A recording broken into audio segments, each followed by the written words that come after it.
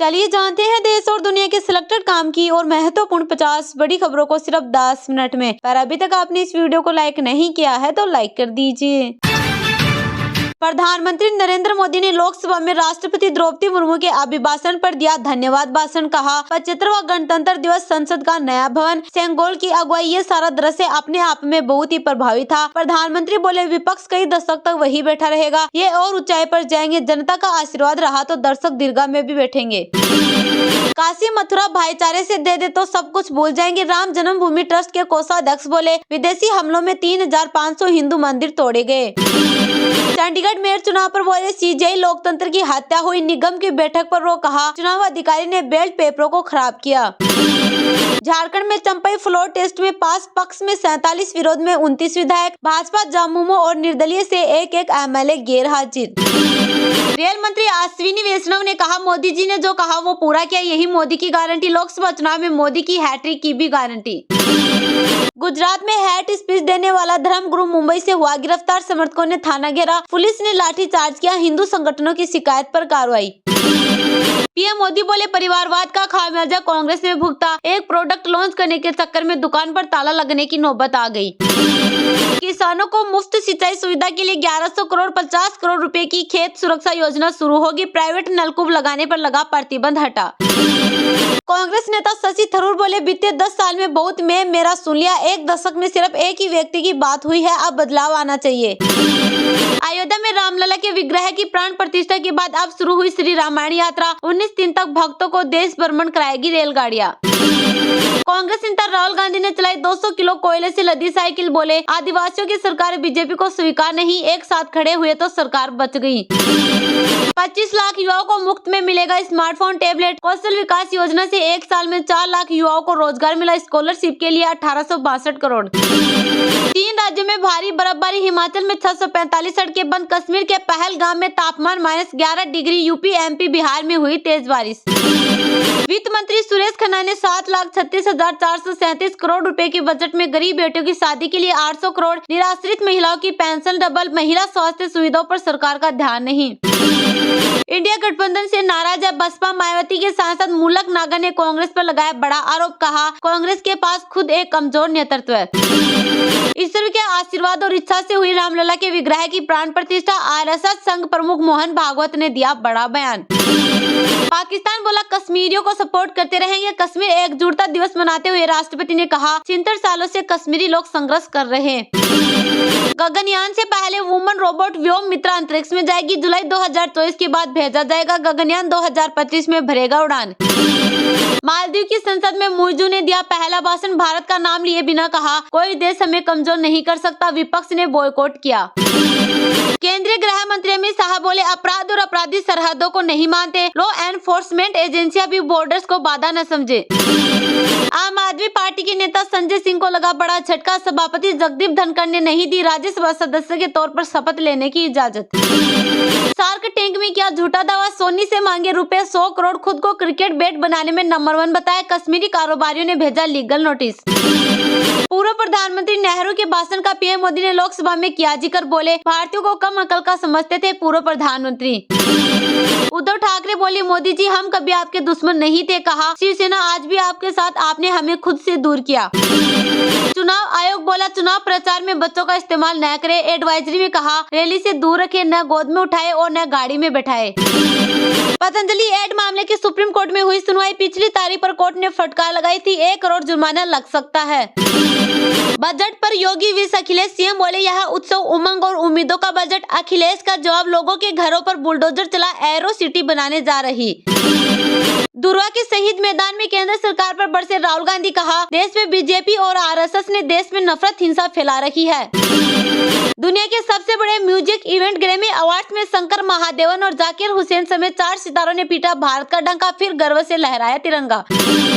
CBSE स्कूलों में पहली बार क्रेडिट सिस्टम, 1200 घंटे पढ़ाई पर 40% मिलेंगे अंक, अगले सत्र से कक्षा 6 से 12वीं तक लागू करने की योजना। सोवरेन गोल्ड बॉन्ड में 12 से 16 फरवरी तक लगा सकेंगे पैसा, मुकेश अंबानी दुनिया के दूसरे पावरफुल सीईओ ओला S1 नक्स बड़ी बैटरी पैक के साथ लॉन्च। हेमंत सोरेन की याचिका पर झारखंड हाईकोर्ट में हुई सुनवाई। कोर्ट ने ईडी से 9 फरवरी तक मांगा जवाब। अगली सुनवाई 12 को होगी।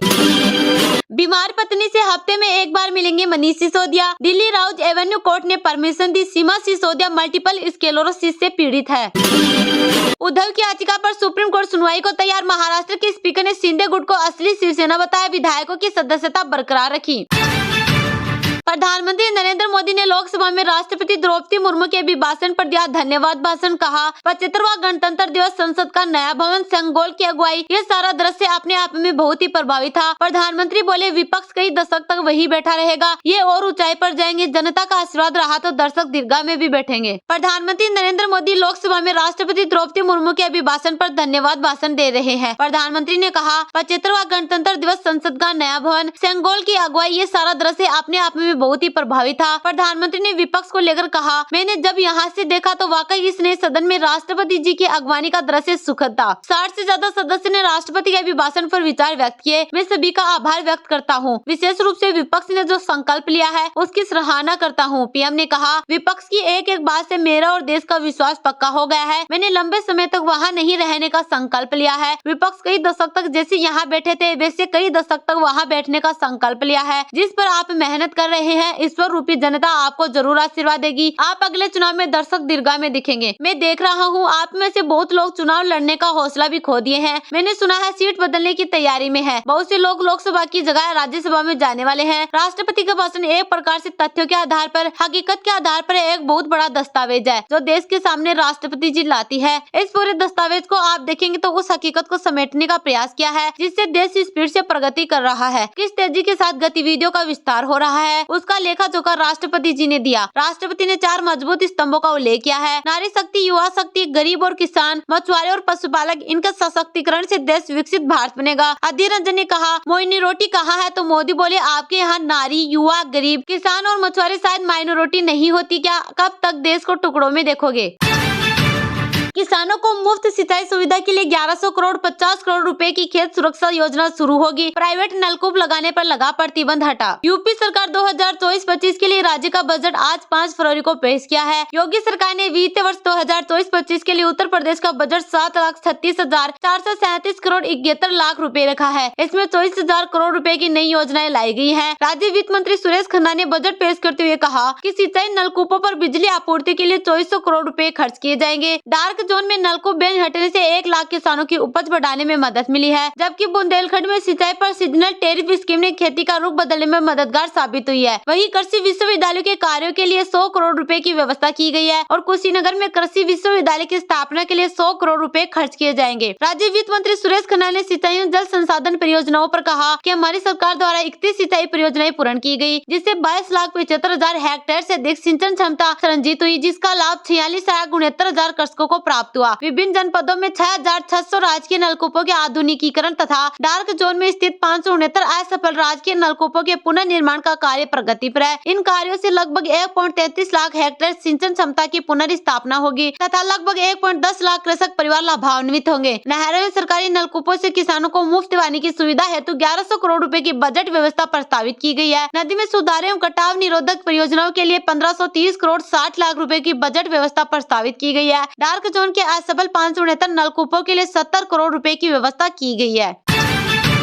कांग्रेस नेता राहुल गांधी ने चलाई 200 किलो कोयले से लदी साइकिल, बोले आदिवासियों की सरकार बीजेपी को स्वीकार नहीं, एक साथ खड़े हुए तो सरकार बच गई। झारखंड में कांग्रेस की भारत जोड़ो न्याय यात्रा का चौथा दिन है। कांग्रेस नेता राहुल गांधी ने सोमवार को अपनी यात्रा की शुरुआत रामगढ़ के महात्मा गांधी चौक से की। राहुल गांधी ने इस दौरान साइकिल पर कोयला ले जा रहे युवाओं से मुलाकात की। रांची में जनसभा को संबोधित करते हुए राहुल गांधी ने कहा कि झारखंड में आपकी सरकार को क्यों हटाया गया, क्योंकि आदिवासियों की सरकार थी, यहाँ उनको स्वीकार नहीं, लेकिन हम लोग एक साथ खड़े हुए तो सरकार बच गई। एजेंसियों का इस्तेमाल करके ये लोकतंत्र पर अटैक कर रहे हैं और जनता की आवाज को दबा रहे हैं। हमारा गठबंधन लोकतंत्र की आवाज को कभी दबने नहीं देगा। मोदी जी कहा करते थे वो पिछड़े वर्ग से हैं। जब उनसे कहा गया कि जाति जनगणना करवा दीजिए तो उन्होंने कहा कि देश में 2 ही जाति है, एक अमीर है, एक गरीब है। नोटबंदी जीएसटी के बाद देश में भयंकर बेरोजगारी फैल गई है। छोटे व्यापारियों को देश में खत्म कर दिया गया है। प्रधानमंत्री ने नोटबंदी के नाम पर छोटे व्यापारियों को खत्म कर दिया है। आज देश के युवा रोजगार हासिल नहीं कर सकता। जब तक दिल्ली की सरकार नहीं बदलेगी तब तक देश के युवाओं युवाओं को रोजगार नहीं मिल सकता है। कांग्रेस सांसद राहुल गांधी ने कहा कि नरेंद्र मोदी और उनकी सरकार धीरे धीरे सार्वजनिक क्षेत्र को खत्म कर रही है। केंद्र सरकार चाहती है कि एचईसी काम न करे और आने वाले दिनों में वे